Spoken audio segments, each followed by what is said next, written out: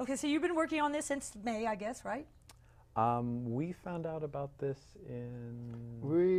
in April, but we were not working because we didn't have a team. So it was the end of the quarter, so we went through the summer trying to build the core of the team of several people who were going on the initial training. It's not only just a competition, we are giving you a car and do it your own. No, it's actually a very well-designed competition where organizers, for example, already had 3 workshops. So they brought in about 10 people from each team for fall workshop, which was the beginning of September. Then there was a follow-up in October, and the last one was in February. So in each time the team goes, there is a very extensive, rigorous training for several days of the team members on the software, on the vehicle design, on electrical components, on the control components. So it's a very vigorous training for which students are going. So have you been to the workshops, Chris? Yeah. And they're held? The last one was held in Austin, Texas, February 1st through the 5th. That was actually kind of a fun workshop to go to, but a lot of training, and we had to give a couple presentations, demonstration of our control system. So it was a lot of training and a lot of sweating out the presentation. Okay, so that and we were fun, happy with our business and marketing team, oh, yeah. which came forward really well. Did you guys produce well? We did. Actually, one of our strategies was to definitely get the guidance of the engineer teams of what they needed. As a business student, what's unique about the competition is that, like real-world scenarios, we're supporting the engineers in accomplishing their task. And so we went in there with that plan of having fluid communication and making sure that we understood what the project is, and it's all as much technicality as we can, as business students as we can handle. Right. But yeah, it was a really good event for us, and it kind of put Cal State LA in a good light within the competition, and we just hope to build on that. Oh, that's awesome. That's really super. Yeah. So your next one is? Well, it's actually the competition in May. That's the next thing that we go out for. And you guys have a good plan for that?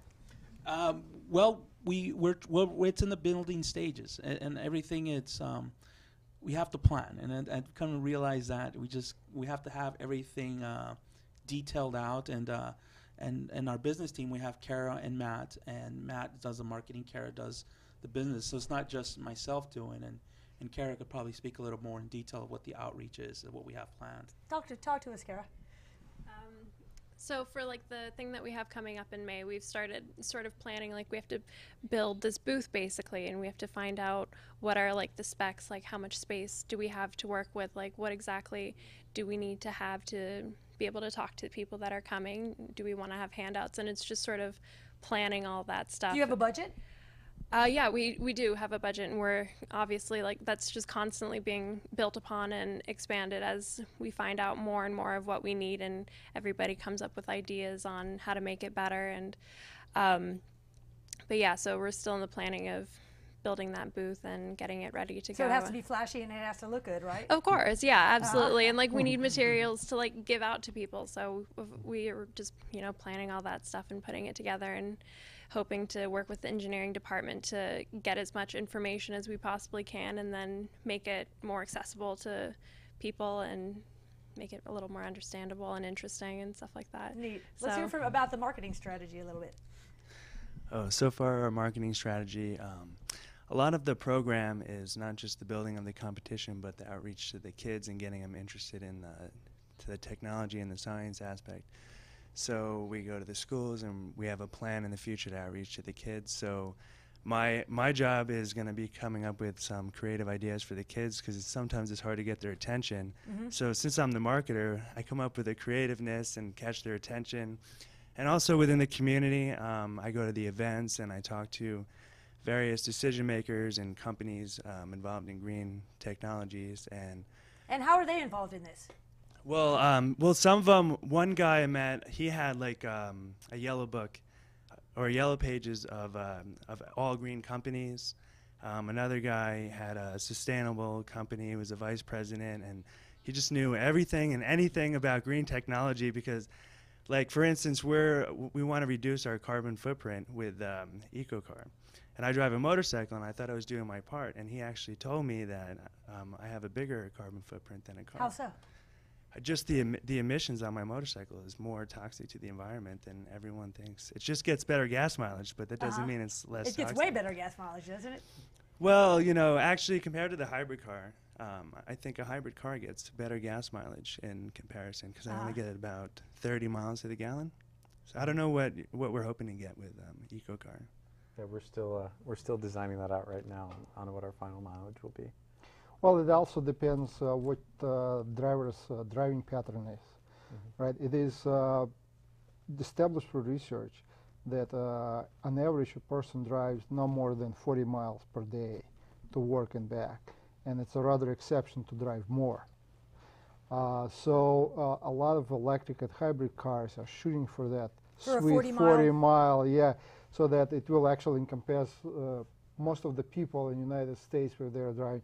My particular driving is 6 miles to and from from work. So sometimes I ride bicycles, and most of the time I drive the car. So I would really fall into that category and benefit by having mostly electric driving and not spending gasoline. But the gasoline gives you that freedom of moving any distance. For example, just pure electric car would have a limit of 100 miles, and then you have to stop and recharge for so many hours. Where hybrid vehicles have that ultimate flexibility, you drive your normal everyday driving all electric, and if you have to go and visit your relatives somewhere far, then you have your gasoline, and you can drive and utilize efficiency of a hybrid vehicle on one hand, and be sure that you can get anywhere you want using gasoline. How about the cost of operating a hybrid vehicle or an electric vehicle? Oh, the maintenance cost? No, the cost of just plugging it in. Oh. I don't know how much electricity is, probably in the pennies per kilowatt hour, right? Yeah. But how much does it cost to charge up my car? Do you have any idea? Charge up your car? Or Well, no, but you know, my hybrid car. Then. Well, there is a capacity on the battery, right? Yeah. Different cars have different battery capacities, and that's where that range comes in for just the electric. On ours, we're looking at currently, I believe it was 30, 40? 45 kilowatts. Kilowatt hours. Kilowatt hours. 45 kilowatt hours for a good Yes. charge? Yeah, and so you times 10, so it's a $4, and you can get 40 miles on it. $4 for 40 miles. That's better than gas, I suppose. Maybe it depends on what kind of gas mileage you get, right? Exactly. And one of the things that we've been working on, even at least at our university, is we've put up solar panels and various things like that on our roof, and I've we use seen that them. energy. We use that energy to also recharge in the past our electric cars, and hopefully use it as well to recharge this So car. you have those solar panels are operational and they're making electricity right now. Yes. And where does that electricity go? It goes back into the building, offsets the building's usage and cost. So basically it makes the university a little cheaper to run, and offsets what tax dollars we use to spend on our electrical cost. Don't you have to condition that power to 60 hertz or something? Yeah, we have inverters for that. We have 3 inverters for all the solar panels. And those do take the DC, convert it to AC, and sync it accordingly for the grid. But that's all done within the converter boxes. That's pretty cool. I didn't realize. I just thought they were up there for show. No, I'm just kidding. that was a considerable effort over several years of putting it together, and we did have it for a show for a year when it was, complete mounting of the solar panels, and then you have to do all the wiring. So we designed and raised money for all the wiring and the inverters, and so once that was in place, we plugged it into the building. The inverters are pretty expensive? Yeah, we had about $10,000 in our inverters, and that is so they can do about 20 kilowatt, so we can actually double our system. and it's a three-phase, so you need to get 3 inverters for ultimate flexibility. You could get 1 inverter, but it will actually cost just as much. So 3 is better because it gives you flexibility of designing your system a little bit better. Well, we designed it for expansion, so if we want to expansion. put more solar panels up, we still can without having to buy more inverters. So you have a hydrogen station being made at Cal State LA, correct? Yeah, that is complete, and it's going through commissioning. Are you going to actually synthesize the hydrogen on site?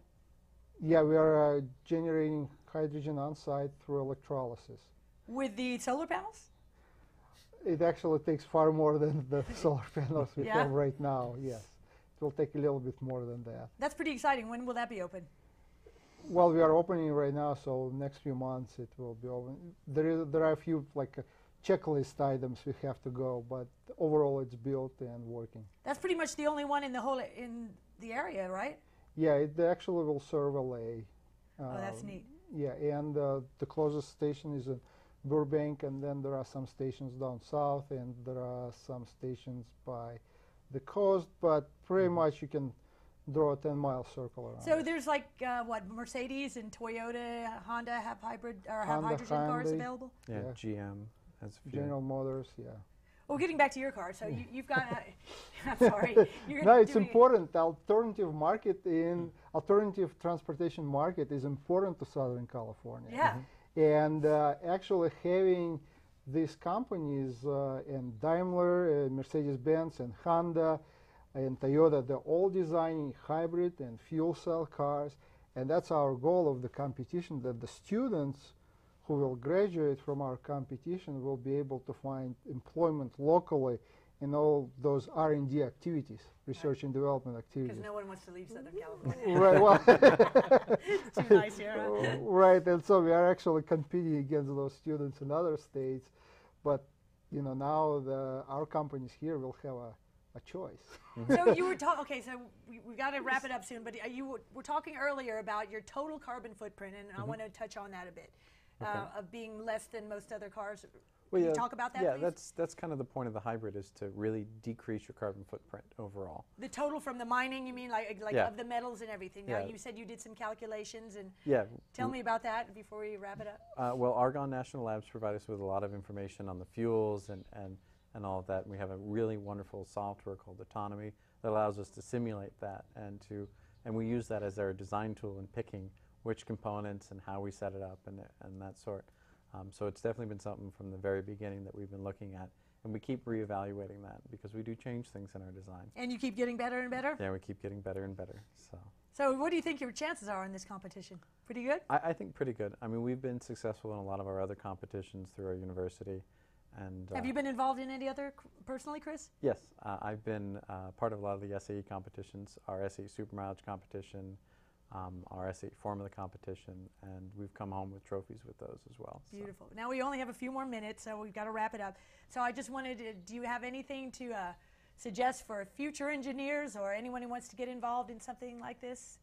Well, actually, as I mentioned in the beginning, we started with a small team of 10 people, and now it's been gradually growing to a larger body that, 20, 30 people.